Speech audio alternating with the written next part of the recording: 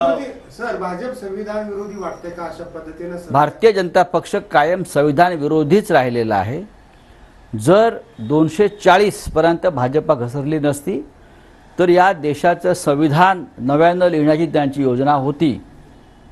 आता त्यांनी हात वर केले आहेत, पण या देशामध्ये नव्यानं संविधान लिहून नवीन घटनाकार नरेंद्र मोदी असं त्या संविधानाच्या पुस्तकावरती येण्याची दाट शक्यता होती। पण या देशाच्या जनतेनं त्यांचा हा डाव उधळून लावला।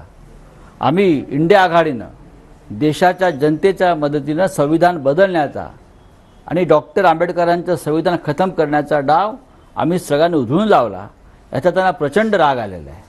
सर, खरं तर शेतकऱ्यांसाठी 1 रुपयात विमा योजना सरकारने सुरू केली, त्याच्यासाठी आता 50-100 रुपये मागितले जातात। कालही त्या अर्थसंकल्पामध्ये त्यांनी सांगितलं की 1 रुपयात आम्ही विमा देऊ शेतकऱ्यांसाठी, मात्र तसं काय होताना बघा, हे सरकार बोगस आहे, हे सरकार डुप्लिकेट आहे, हे सरकार म्हणजे मोदींची नकली संतान आहे बरं का। हे सरकार शिंदे आणि फडणवीस आणि अजित पवारचं सरकार हे मोदी शहांचं नकली संतान आहे। ते अशा डुप्लिकेट पद्धतीनं वागणार।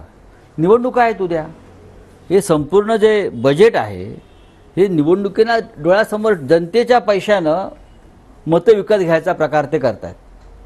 लोकसभा निवडणुकीमध्ये अनेक मतदारसंघात लाखो मतं या लोकांनी विकत घेतली आणि काही ठिकाणी विजय प्राप्त केला। ह्या वेळेला निवडणुकीच्या आधी जनतेच्या पैशानं मतं विकत घ्यायची। वारकऱ्यांना सुद्धा त्यांनी विकत घ्यायचा प्रयत्न केला। दिंडीला 20,000 रुपये वारकऱ्यांनी आपल्याकडे मागितलं होतं का? तुम्ही वारकऱ्यांच्या स्वाभिमानावर सुद्धा अशा प्रकारे घाला घालण्याचा प्रयत्न करता। प्रत्येक गोष्ट विकत घ्यायची, हे जे मोदी शहांचं धोरण आहे तेच या महाराष्ट्रामधल्या घटनाबाह्य सरकारने राबवलं। शेतकऱ्यांची फसवणूक होते असं वाटतं?